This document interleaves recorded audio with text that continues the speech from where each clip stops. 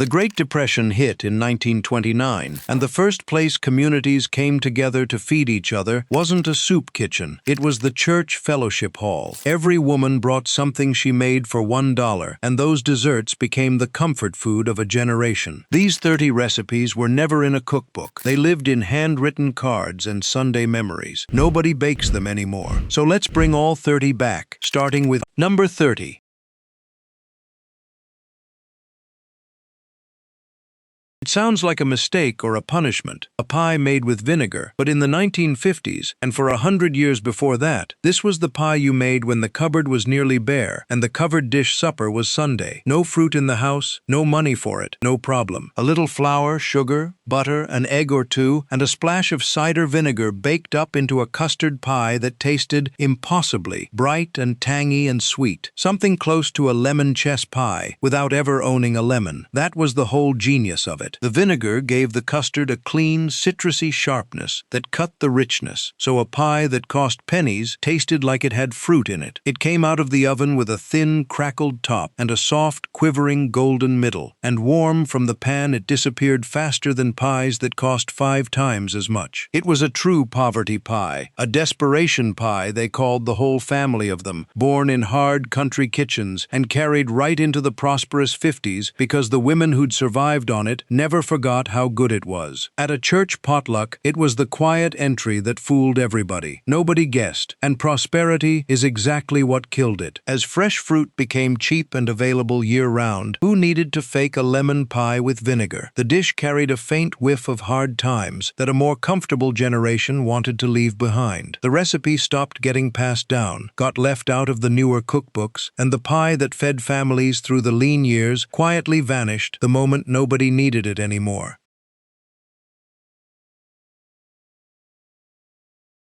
Here's one that's almost a magic trick, and it earned its place on every Depression-era and wartime table before riding into the 50s on pure stubbornness and disbelief. An apple pie with no apples in it at all. The apples were Ritz crackers, broken up, layered into a crust, and drowned in a syrup of sugar, water, cream of tartar, cinnamon, and lemon, then baked until the crackers softened and swelled and soaked up that spiced syrup. And the unbelievable part? It worked. The crackers went tender and translucent, taking on a texture startlingly close to baked apple slices, while the cinnamon and lemon syrup gave it exactly the warm, spiced, tart-sweet flavor of a real apple pie. People who watched it being made refused to believe it until they tasted it, and even then they made you swear there were no apples. It was the ultimate thrift dessert. A sleeve of crackers and a few pantry staples produced a full, golden, lattice-topped pie that could fool a whole fellowship hall. The recipe was printed right on the cracker box for decades, and at the church supper, it was the great practical joke, the baker standing back with her arms crossed, while everyone tried to guess the secret. It faded for the simplest reason of all. Real apples got cheap and stayed cheap. Once you could buy a bag of them in any season for next to nothing, the whole point of faking it disappeared. The clever, thrifty trick became a curiosity, then a forgotten footnote. Today, most people don't believe it ever existed, which means it's already most of the way gone.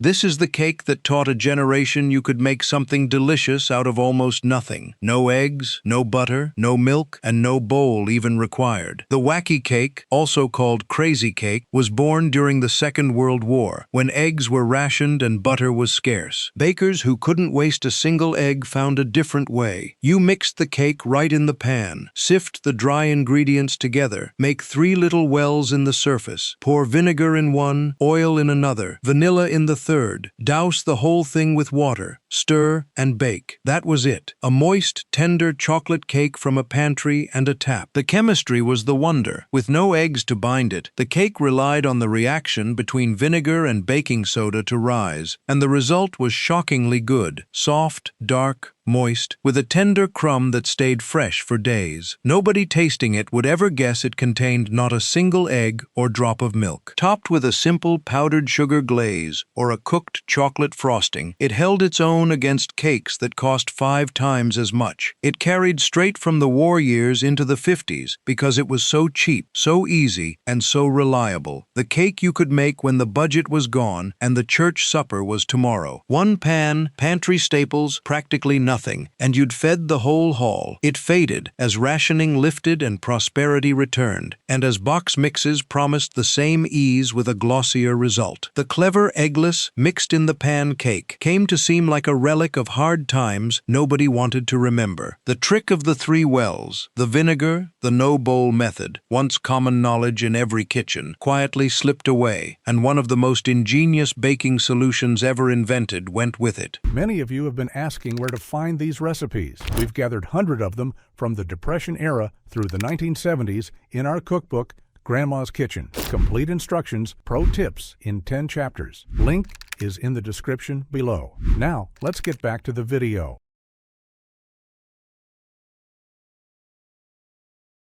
The name alone tells you how deep this one ran in church life. Funeral pie, a raisin pie, got its name because it was the dish brought to the grieving family and served at the gathering after the service. Raisins were one thing every household kept on the shelf year-round, so when sorrow came suddenly and there was no time to shop, you could always make this. It was the pie of comfort, of community, of showing up when words failed. It was simple and humble. Raisins simmered until plump in a thickened, sweet, lightly spiced syrup, sometimes brightened with a little lemon or vinegar, poured into a crust and topped with a lid or a lattice. What came out was dark, glossy, and deeply sweet, the raisins soft and jammy, the filling rich with cinnamon and a faint tang. Warm, it was pure consolation. Cold, it sliced clean and traveled well in the back of a car to a stranger's kitchen. Among the Pennsylvania Dutch and across rural Protestant America, it was woven into the rituals of loss and fellowship. The pie that said, "We are here, you are not alone, eat something." At ordinary potlucks it showed up too, but its name kept its solemn association forever. The world sped up, and the deep tradition of bringing handmade food to the bereaved gave way to store-bought trays and casseroles. Younger generations found raisin pie old-fashioned and a little grim. The handwritten cards stayed in the drawers of women who have since passed, taking the pie of mourning with them. A dish built entirely around showing up for each other quietly stopped being made, and something essential about how communities grieve went with it.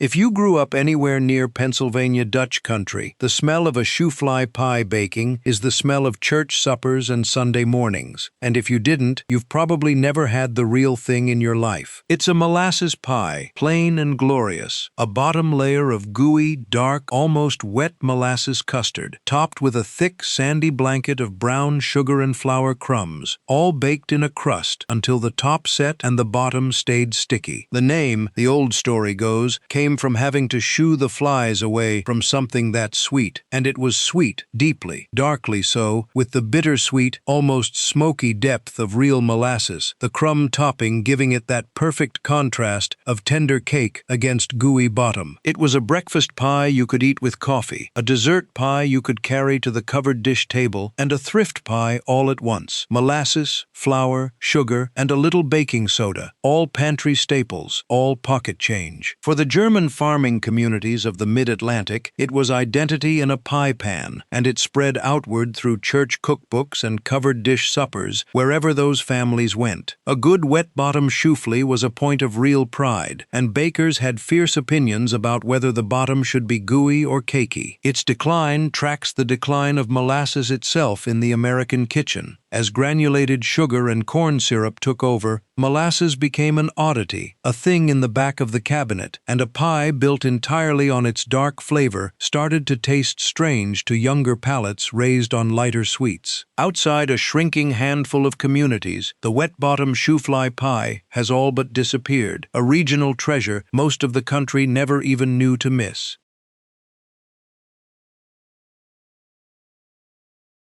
before no-bake was a health trend. It was a church kitchen survival skill, and the date ball was its sweetest expression. No oven needed, no fuss, and a tray full of jewel-like little treats for almost nothing. Chopped dates, butter, sugar, beaten egg, and crisp rice cereal, cooked together in a pan, rolled into balls while warm, and finished in a coating of coconut or powdered sugar.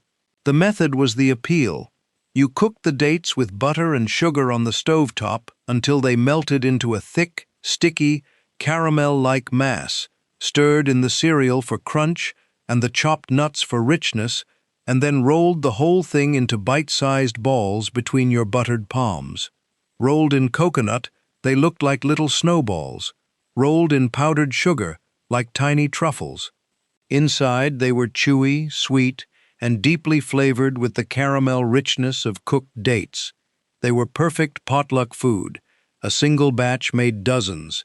They held their shape, they traveled beautifully, and a bag of dates and a box of cereal filled a whole platter for what a cup of coffee cost. Around the holidays, when every cook needed something quick to add to the spread, the date ball was the answer. They faded as dates fell out of the everyday American pantry, and as the whole family of stovetop, rolled confections, date balls, bourbon balls, rum balls, got crowded out by store-bought candy. The little handwritten cards for them, often tucked into the back of a recipe box, went to estate sales and landfills with everything else. The humble date ball, once a holiday fixture on every church dessert table, became a thing almost no one makes. In Indiana, they call it the Hoosier pie, and they love it so much they made it the official state pie. But across the rural Midwest in the 1950s, it went by a humbler name that tells you everything: the desperation pie, or the finger pie, because in the old days you stirred the filling right in the crust with your finger, since you had no fruit and no measuring to speak of. It was the pie you made out of the four things every farm kitchen always had: cream, sugar, flour, and butter. That's it. No eggs, no fruit, nothing fancy. You whisked together cream, sugar, and a little flour to thicken it, poured it into a crust, dotted it with butter and a dusting of cinnamon or nutmeg, and baked it until the top went golden brown, and bubbled, and the center set into something between a custard and warm vanilla pudding in a crust. The flavor was pure, simple comfort: sweet cream and vanilla and butter, with a silky, almost translucent filling that wobbled when you cut it. For dairy country, it was the natural potluck pie. You always had cream, so you could always make it, and it fed a whole table for next to nothing. It carried no airs. It was the taste of the farm itself. It faded the way the family dairy farm faded. Fresh cream gave way to store cartons. Fruit pies and flashy frostings took over the dessert table, and the plain, eggless cream pie came to seem too simple, too old, too poor. Indiana keeps it on life support out of pride, but almost everywhere else, the four-ingredient pie you could stir with a finger has slipped quietly off the table and out of memory. Down south, no covered dish supper was complete without a buttermilk pie cooling on the table, and the fact that almost no one bakes one today is one of the quieter tragedies of this whole list. It was a custard pie of the simplest, thriftiest kind. Buttermilk, sugar, eggs, a little flour, butter, and vanilla, poured into a single crust and baked until the top caramelized to a freckled golden brown and the inside set into a dense, tangy, melt-on-the-tongue custard. The buttermilk was the soul of it. That faint sourness cut the sweetness and gave the whole pie a complex, almost cheesecake-like tang that kept you coming back for another sliver. The top developed a thin, crackly, caramelized skin. Underneath, the custard was rich and silky and trembling. Served at room temperature, the way it always was at a potluck, it tasted like the South itself, humble, generous, and quietly perfect. Buttermilk was once the leftover from churning, practically free, which is why 2 or 3 of these could feed the whole congregation for almost nothing. Exactly the math that made a dessert a potluck regular. from Texas all the way to the Carolinas. Once buttermilk stopped being a byproduct of buttermaking and became just another carton most people never bought, the pies that depended on it lost their foundation. Younger bakers reached for boxed and store-bought instead. The handwritten buttermilk pie recipes stayed folded in church cookbooks nobody opens, and a Southern treasure quietly approached extinction. When the weather turned cool and the church suppers moved indoors, the applesauce cake came out, a dark, dense, deeply spiced cake that filled the whole fellowship hall with the smell of cinnamon and cloves the moment you carried it in. It was the very picture of thrift. A jar of homemade applesauce replaced most of the fat and stood in for any fresh fruit, keeping the cake impossibly moist for days and stretching a little of everything into something big enough to feed a crowd. The applesauce gave it a tender, almost pudding-like crumb, and a gentle apple sweetness underneath all the warm spice. Studded with raisins and chopped walnuts, scented with cinnamon, nutmeg, cloves, and allspice, it was hearty and homey, the kind of cake that tasted even better the second day as the spices deepened. Often it needed no frosting at all, just a dusting of powdered sugar, though a swipe of caramel or cream cheese was never turned down. Baked in a big sheet or a tube pan, it sliced into dozens of squares, perfect for a potluck. If you'd put up applesauce in the fall, the cake cost almost nothing, one of those autumn and winter church staples you could pull from the cellar shelf without spending a dime. It faded as home canning died out, and as the spiced, dried fruit and nut cakes of the older generation fell out of fashion. Younger tastes drifted toward lighter, sweeter, store-frosted cakes, and the dense, dark, raisin-flecked applesauce cake came to seem old-fashioned and heavy. The jars of homemade applesauce disappeared from the cellar, and the cake that depended on them disappeared from the table. Buttermilk pie's first cousin, and maybe even more beloved, the chess pie was the Southern potluck workhorse, and the one everyone has a theory about the name for. Some say it's just pie, drawled out as chess. Some say it's the chest pie, sweet enough to keep in a pie chest without spoiling. Whatever the truth, what's certain is that it fed church suppers across the South for generations on almost nothing. The filling was sugar, eggs, butter, and a spoonful of cornmeal and a splash of vinegar. That's the signature. The cornmeal gave it a faint, characteristic graininess and helped it set. The vinegar kept all that sweetness from being cloying, adding a barely there tang. It baked up into a translucent, gooey, intensely sweet custard with a crackly, sugar-crusted top, simple and rich and absolutely irresistible warm. Some versions added a little cocoa, or lemon, or buttermilk, but the plain chess pie was the original and the icon. It was, like so many on this list, a pie born of having little and making magic from it. The ingredients lived in every pantry. It needed no fresh fruit, no expensive chocolate, no special skill beyond a steady hand. For the price of a bus fare, you could carry a chess pie to the fellowship hall and watch it vanish. Its decline is the decline of scratch baking itself in the Southern kitchen. As packaged desserts and store-bought pies took over the potluck table, the homely, old-fashioned chess pie, too plain to impress, too humble to photograph, got left behind. Most people under 50 have never tasted one.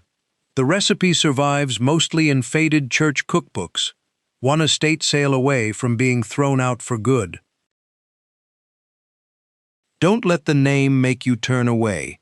That reaction is precisely what killed this cake, and it's a genuine loss. A prune cake with warm buttermilk glaze poured over it was one of the most extraordinary desserts ever to grace a covered dish supper. The prunes, stewed soft and chopped or pureed, vanished into the batter, leaving behind only moisture and a deep, dark, caramel-like fruit sweetness, while cinnamon, nutmeg, and allspice gave it warmth and buttermilk gave it tenderness. But the glaze was the masterpiece. While the cake was still hot from the oven, you poured over a bubbling mixture of butter, sugar, buttermilk, and a little baking soda, cooked until it foamed up golden and caramel-like, and it soaked down into every crumb, leaving the cake unbelievably moist, with a sticky, candied, buttery glaze in every bite.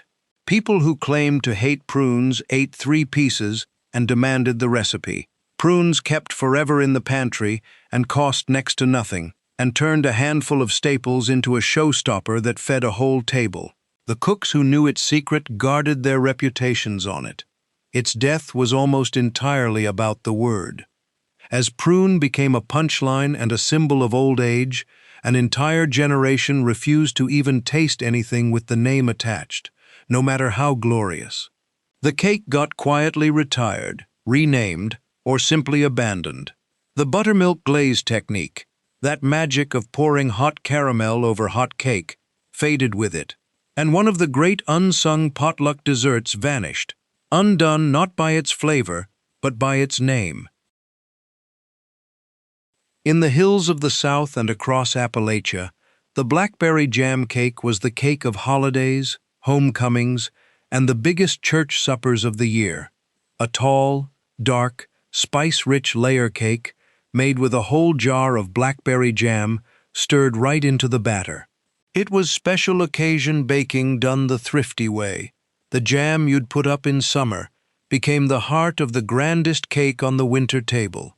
The jam gave it a deep berry sweetness and a moist, tender crumb, while a heavy hand of cinnamon, cloves, allspice, and nutmeg made it warm and fragrant, often with raisins, nuts, and sometimes coconut folded through.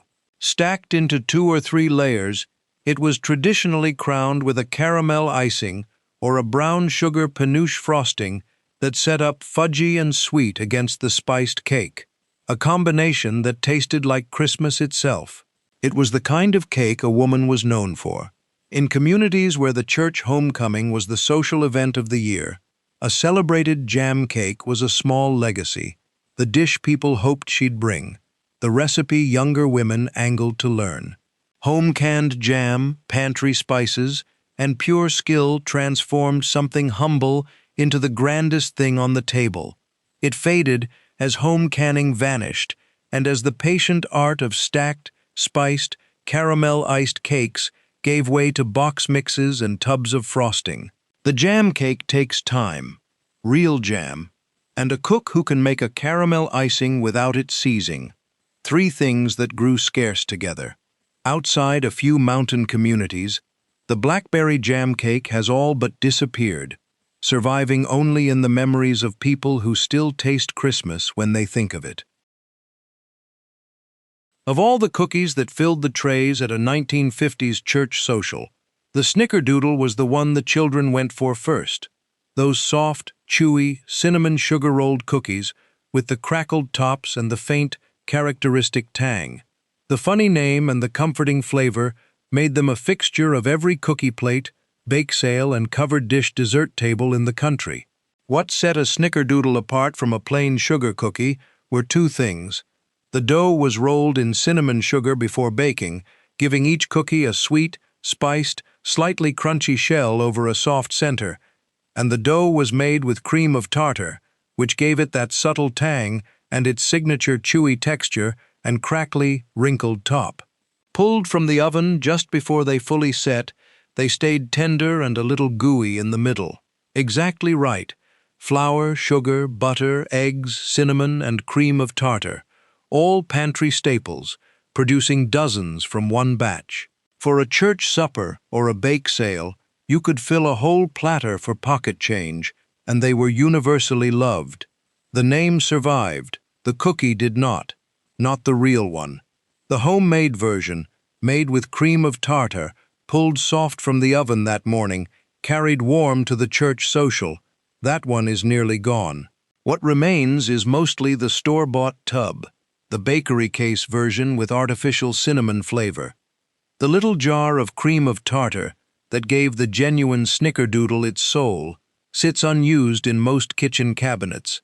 And the cookie that once defined the church social has been replaced by something that shares only the name.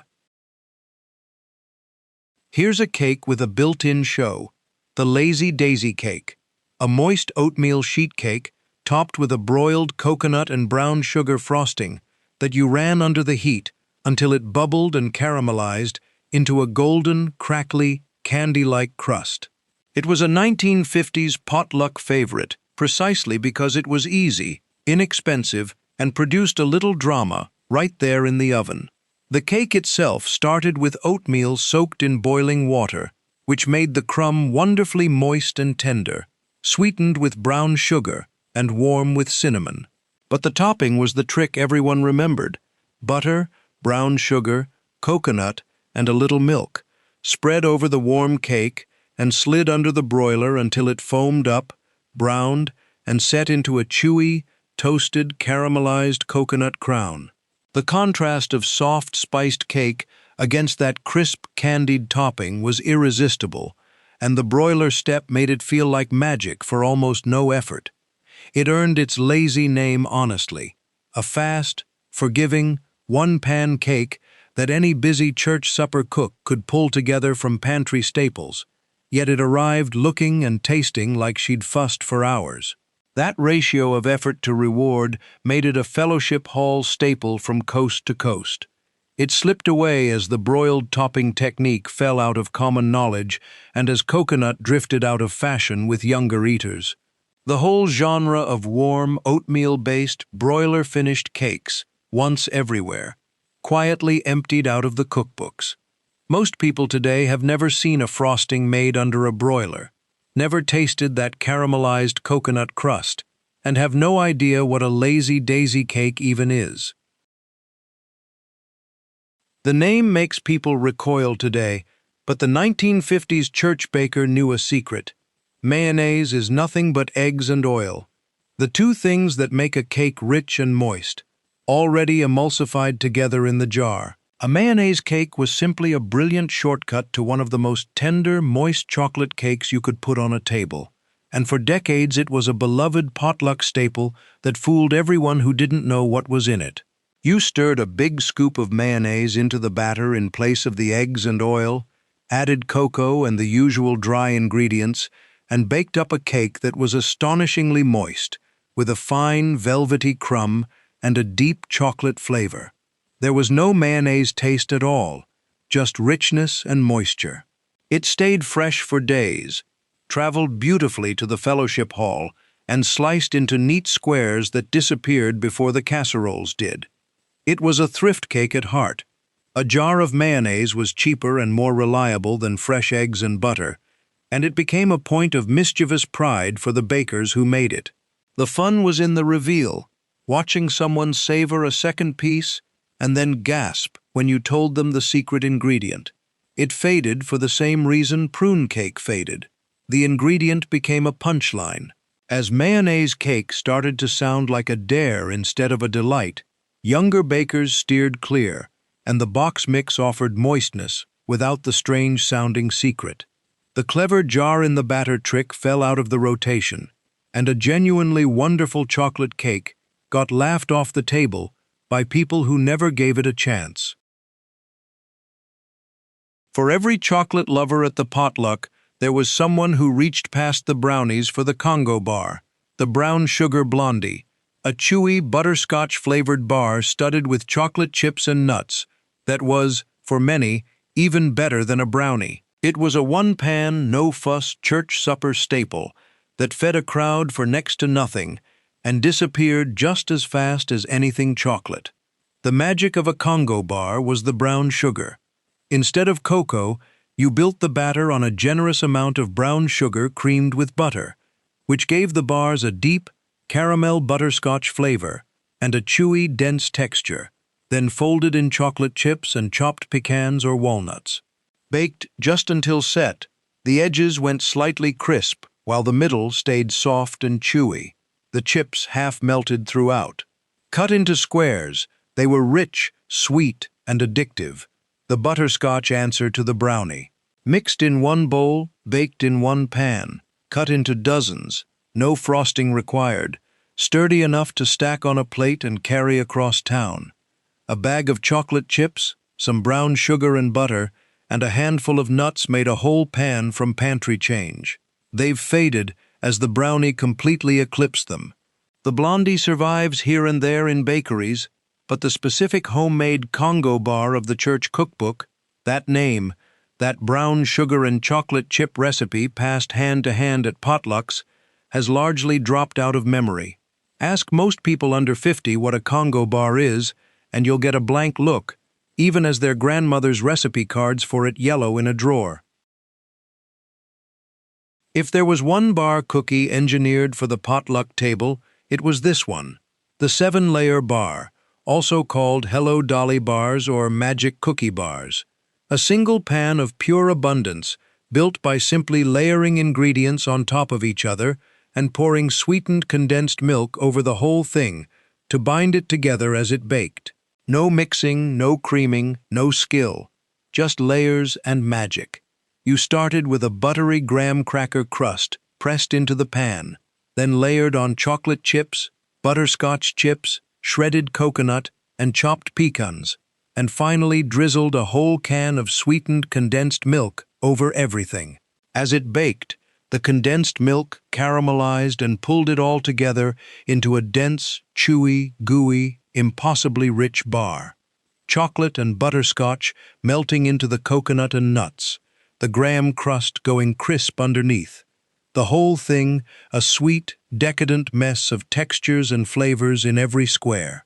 The magic in the name came from how the condensed milk transformed a pile of loose ingredients into something cohesive and glorious. All for a can of milk, some chips, some coconut, a sleeve of graham crackers, feeding a crowd for what the ingredients cost at the grocery shelf. These haven't disappeared completely, but the homemade version has steadily given way to store-bought trays. Bright, tart, and dusted with snow-white powdered sugar, lemon bars were the sunshine on the church dessert table. A buttery shortbread crust, topped with a tangy, translucent lemon curd filling, baked until just set and cut into neat, glistening squares. They were the elegant, refreshing counterpoint to all the heavy chocolate and dense cakes, and for decades, no potluck spread was complete without a pan of them. The contrast was everything. The base was a simple, crumbly, buttery shortbread. Flour, butter, sugar, pressed into a pan and baked until golden. Over it went a filling of eggs, sugar, fresh lemon juice, and a little flour, which baked into a smooth, bright, jiggly then set layer of pure lemon tang, sweet and sour in perfect balance. A heavy dusting of powdered sugar finished them, pretty, festive, and a little bit fancy for so little effort. A few lemons, some butter, sugar, eggs, and flour produced a whole pan of dozens, and they pleased everyone who wanted something lighter than fudge cake. Like snickerdoodles, lemon bars haven't vanished outright, but the homemade, real lemon juice version increasingly has, replaced by boxed mixes and bakery case squares made with artificial lemon and a gummy filling. The act of squeezing fresh lemons and making a real curd filling for a Sunday potluck has become rare.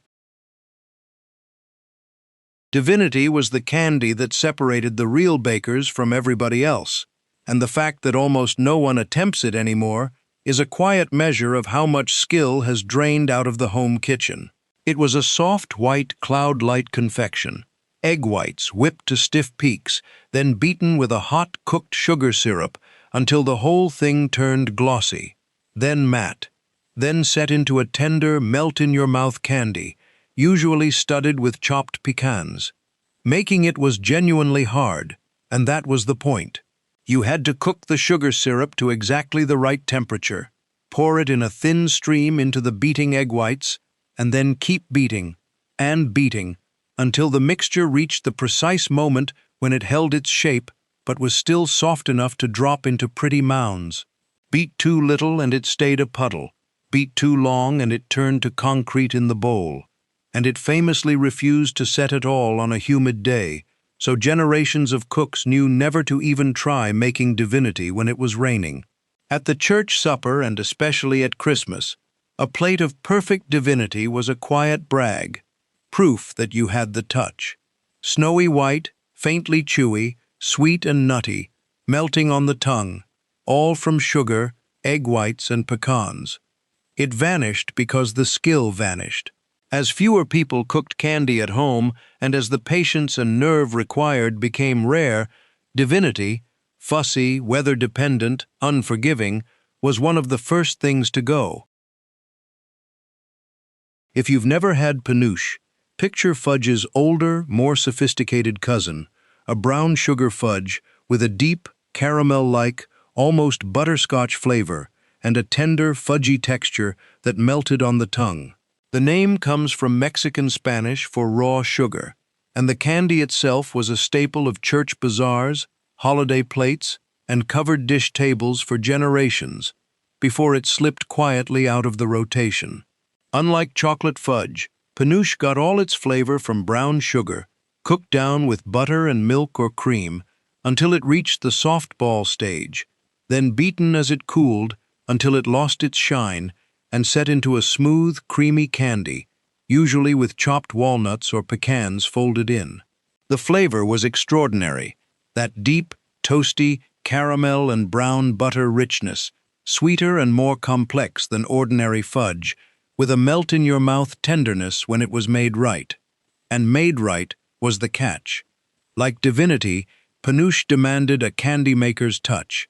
The bakers who could do it reliably were prized, and a plate of good panouche at the church supper was a small triumph made from almost nothing: brown sugar, butter, milk, nuts.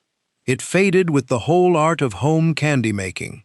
As cooking sugar to temperature became a lost skill, and as store-bought candy filled the holiday table, panouche, finicky, old-fashioned, easy to ruin, disappeared faster than chocolate fudge.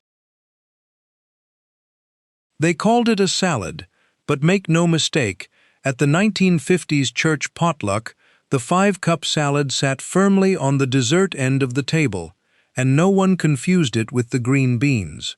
The name came from its beautiful simplicity: 1 cup each of 5 ingredients: canned mandarin oranges, canned crushed pineapple, shredded coconut, miniature marshmallows and sour cream, folded together and chilled. That was the entire recipe. No oven required, easy enough for a child to make and beloved enough to appear at every gathering for decades. Chilled overnight, something wonderful happened. The marshmallows softened into tender pillows, the fruit juices melded into the sour cream, and the whole thing turned into a cool, creamy, sweet-tart cloud. The coconut adding chew, the mandarin oranges bright little bursts throughout. It was refreshing, festive, and impossibly easy. A dessert you could throw together from cans and a tub in 5 minutes flat, then forget in the refrigerator until Sunday. A few cans off the shelf, a bag of marshmallows, some coconut and sour cream, and you'd made a big bowl of dessert that fed the whole hall for what a bus ride cost. No heat, no waiting, no skill, which is exactly what made it indispensable on a busy Saturday night. It faded as the entire genre of creamy salads became a punchline, lumped in with the dreaded gelatin molds and dismissed by later generations as the height of dated, middle American cooking. Younger eaters wanted their fruit fresh and their desserts unironic. Before refrigeration was everywhere, a dessert you assembled cold and let set overnight felt almost like a miracle. And the chocolate icebox cake was the queen of them all. Made from just 2 main ingredients, thin, crisp chocolate wafers and softly whipped cream, it needed no oven, no baking, just patience. Layer the wafers, spread the cream, stack them up, and leave it in the refrigerator overnight. What happened then was something close to magic. The wafers slowly drank in the moisture from the cream and turned into a soft, tender, cake-like layer, all on their own. The result, sliced the next day, looked like a striped chocolate layer cake, but with a texture all its own, cool, light, and creamy, the softened wafers melting into the lightly sweetened whipped cream, the whole thing tasting like the simplest, purest chocolate and cream dessert imaginable. Sliced on the diagonal, it showed off beautiful stripes of dark and white. It was elegant in its simplicity and beloved for how little it asked of the cook. 2 ingredients, a night in the refrigerator, and you carried a dessert to the summer church supper that looked like you'd been at it all day. It faded as the specific thin chocolate wafers it depended on became harder to find, and as flashier, richer, no-bake desserts took its place. The simple genius of letting wafers and cream transform overnight got lost as fewer people knew the trick. The banana split cake was the potluck dessert that made the children's eyes go wide. A magnificent, layered, no-bake icebox dessert that took everything wonderful about a banana split and built it into a pan you could cut into squares and feed to a whole congregation. No oven, just a big pan, cold ingredients, and an overnight wait. You started with a buttery graham cracker crust pressed into the pan. Over that went a thick layer of a fluffy, sweet filling, butter and powdered sugar beaten until light, sometimes with cream cheese, then a layer of sliced bananas, then crushed pineapple, then a tall, billowing crown of whipped cream, finished with chopped nuts, a drizzle of chocolate, and a ring of maraschino cherries on top. Chilled until set, it sliced into rich, cool, creamy squares loaded with fruit and cream in every bite, like a banana split you could carry to church. A couple of bananas, a can of pineapple, some cream and sugar, a sleeve of graham crackers, and you'd made the dessert that guaranteed a crowd. It looked festive and impressive and cost almost nothing, which made it a covered dish legend. It faded as the elaborate, layered icebox desserts of the era gave way to simpler store-bought options, and as fresh, unfussy desserts came into style. The specific construction, the powdered sugar filling, the layered fruit, the whipped cream crown, became a relic of a particular potluck era. Most younger people have never seen a banana split cake, and the recipe survives mainly in the church and community cookbooks, now gathering dust. When the no-bake revolution hit the American kitchen in the 1950s, no dessert captured it more perfectly than the Cheerio cream cheese pie, a cool, creamy, tangy cheesecake-style pie crowned with glossy red cherry pie filling, assembled in minutes with no oven required. It was glamorous, easy, and modern, and it became an instant fixture of church suppers and covered dish tables everywhere. The filling was the height of mid-century convenience cooking at its best. Cream cheese beaten smooth with sweetened condensed milk and a good squeeze of lemon juice, which thickened the whole thing into a rich, tangy, no-bake cheesecake filling that set up firm and silky in the refrigerator. Poured into a graham cracker crust and chilled, then topped with a can of bright jewel-red cherry pie filling, it looked like something from a magazine and tasted cool, creamy, and luscious. The tang of the cream cheese against the sweet cherries, a perfect match. Cream cheese, a can of condensed milk, a lemon, a crust, and a can of cherries. No baking in a hot kitchen. Just stir and chill. Feed a crowd for about $1, and look like you'd worked all day. It faded as full-baked cheesecakes took over, and as the simple condensed milk and cream cheese version came to seem old-fashioned next to richer, fancier desserts. Most people now reach for a store-bought cheesecake instead, and the easy, cheerful red and white pie that once graced every covered dish table has quietly been forgotten. There was a time when every good baker had this cake memorized, not from a card, but by its name, which was the recipe: 1 cup of butter, 2 cups of sugar, 3 cups of flour, 4 eggs. The 1-2-3-4 cake was the foundation of American home baking, a tall, golden, fine-crumbed layer cake that anyone could make from memory, and it was the quiet backbone of the church dessert table for generations.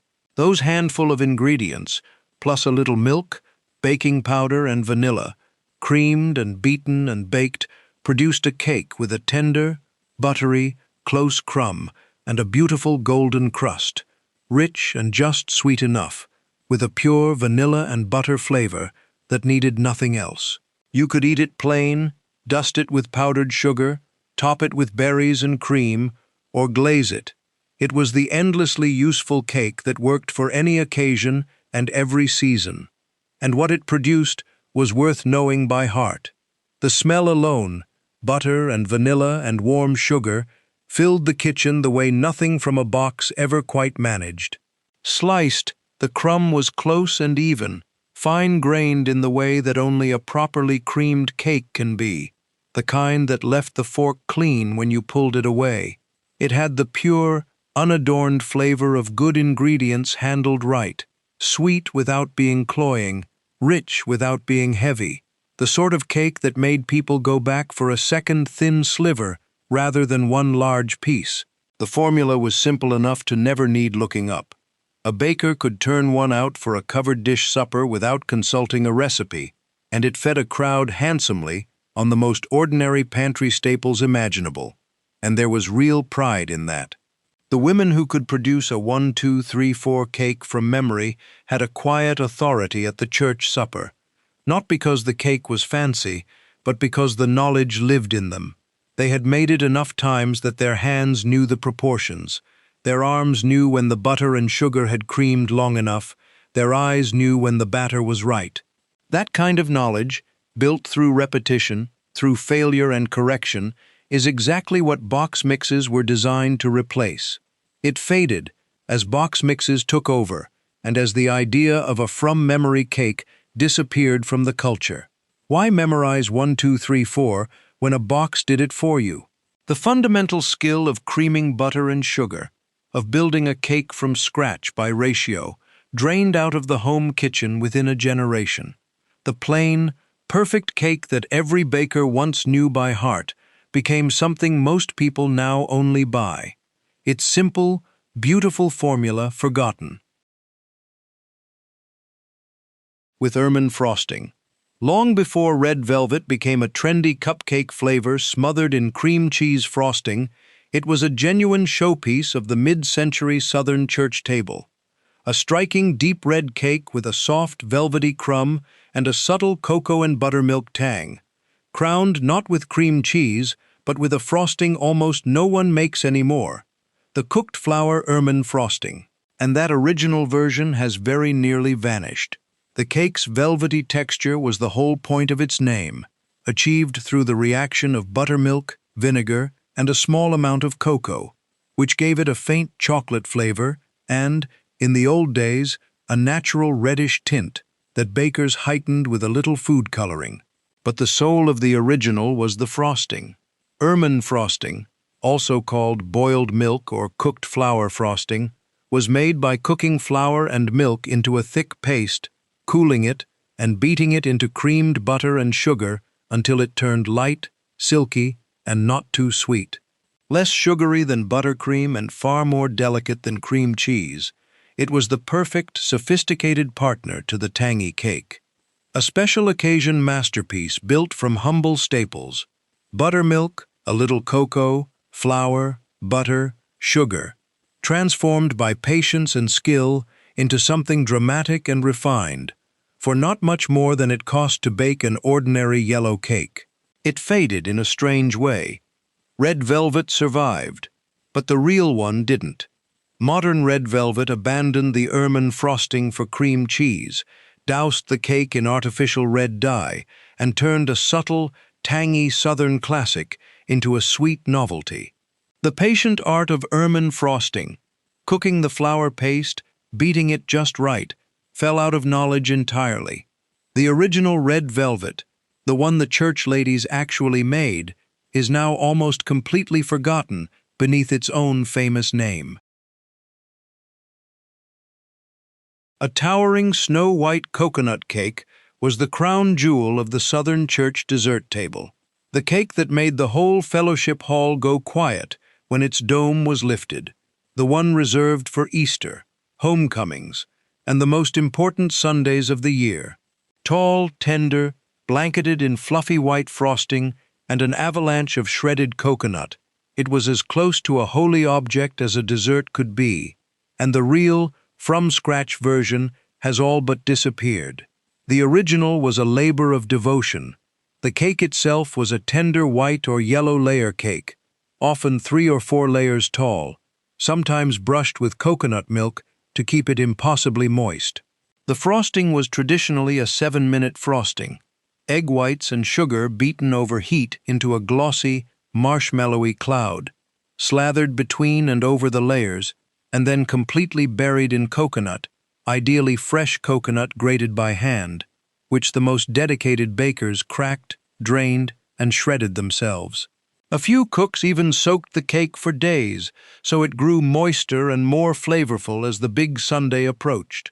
A showstopper made from humble things: flour, sugar, eggs, and coconut, elevated by pure skill and patience into the most impressive cake on any table in the room. It faded as the patient arts it required died out. The 7-minute frosting that can weep or seize if you don't know what you're doing. The fresh coconut almost no one cracks anymore. The tall layers built and frosted by hand. Box mixes, tubs of frosting, and bags of sweetened shredded coconut produced a pale imitation, and the genuine, hand-grated 7-minute frosted coconut cake became a rarity. The towering white cake that once defined the Southern church homecoming now lives mostly in the memories of those who tasted the real thing, and in the fragile, fading cards of the women who made it. If banana pudding was the South's pride and coconut cake was its showpiece, the Texas sheet cake was the church potluck's great democratic workhorse.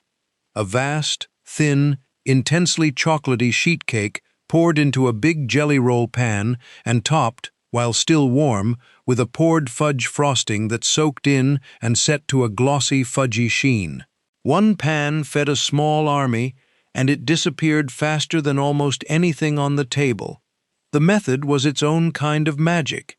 You boiled butter, water, oil, and cocoa together and poured that hot mixture right into the dry ingredients, which produced an incredibly moist, tender, fudgy cake with a fine crumb. Then, the signature move. While the cake was still warm from the oven, you poured over a hot frosting of butter, cocoa, milk, and powdered sugar, often with pecans stirred in, which flowed across the surface and seeped into the warm cake, setting into a chewy, fudgy, glossy topping that was part of the cake rather than just sitting on it. What made it irresistible wasn't just the chocolate, it was the temperature. A Texas sheet cake was best eaten slightly warm, when the frosting had firmed to a shell on top, but the cake underneath stayed moist and yielding, and each square came away from the pan clean. The pecans gave it a faint crunch against the fudgy surface, the chocolate deep enough to taste almost like a brownie, but lighter, sheet cake light, one square pulling inevitably toward a second. One big pan, pantry staples, cocoa, butter, sugar, flour. Enough rich chocolate squares to feed an entire congregation. No layers to stack, no frosting to spread carefully. Just pour, bake, pour again, and cut. And that simplicity was the whole point. It was the most democratic cake in any church kitchen because it asked nothing of the baker beyond a saucepan and a steady hand. No mixer, no creaming, no egg whites to beat or layers to level. Any cook with a saucepan and 30 minutes could produce something that fed 100 people reliably, every single time. It wasn't the showpiece cake. It was the cake that made sure nobody walked out of the fellowship hall without dessert. The name still exists, but the technique is disappearing. The homemade version, where the hot frosting melts into the warm cake and the two become inseparable, is being replaced by box mixes and grocery store sheet cakes where cold frosting sits on top like a lid. The craft of timing that pour exactly right, of feeling when the cake is warm enough but not too hot, is fading from one kitchen to the next. The real Texas sheet cake is becoming something described, not made. In the South, banana pudding isn't a dessert, it's a birthright, And the real, from-scratch, baked-with-meringue version that ruled the 1950s church potluck has been so thoroughly replaced by shortcuts that most people alive today have never tasted the genuine article. Layers of vanilla wafers, fresh sliced bananas, and a rich homemade vanilla custard, crowned with a billowing, golden-browned meringue.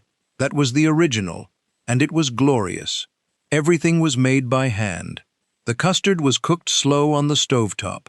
Egg yolks, sugar, milk, and vanilla, stirred patiently until it thickened into a silky, golden pudding.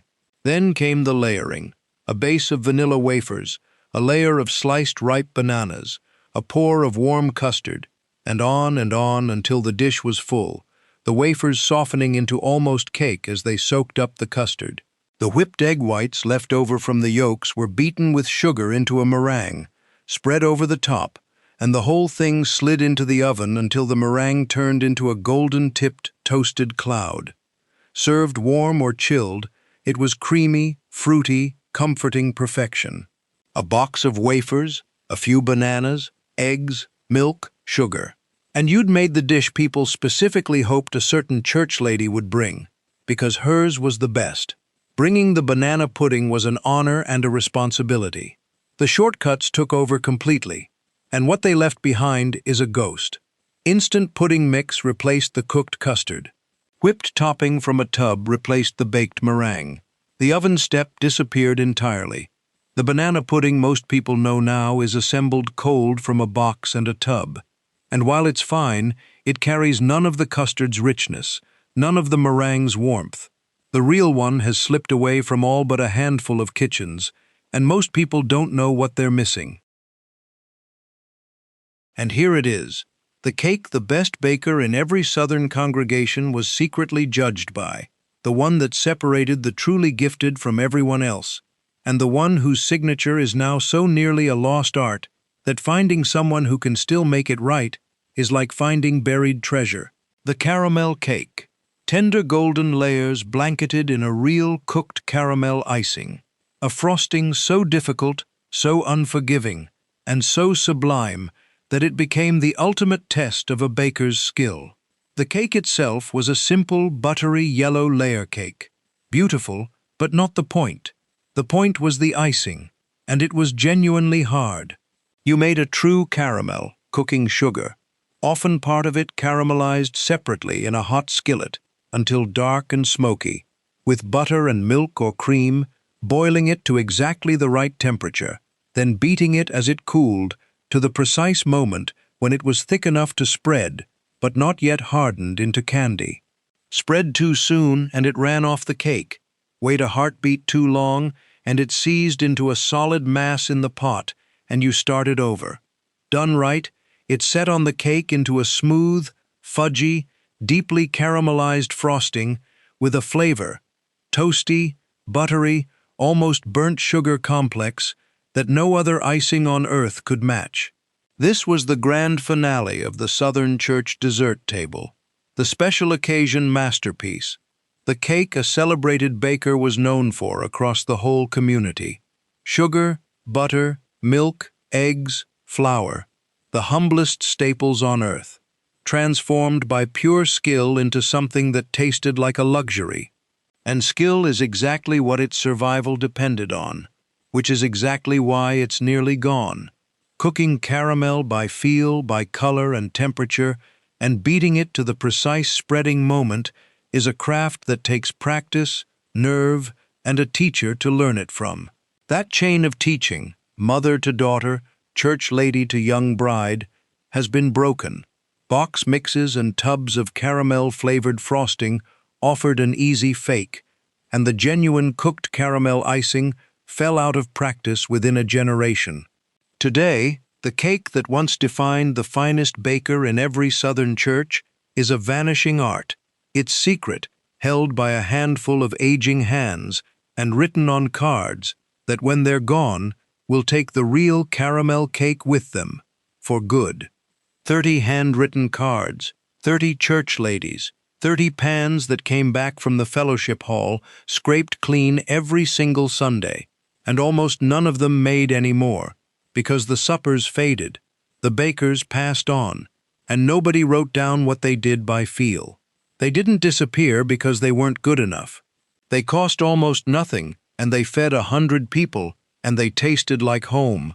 They disappeared because the world traded the scratch bowl for the box, the cooked caramel for the tub, the handmade for the bought, and stopped, somewhere along the way, gathering in church basements to share food made with their own hands.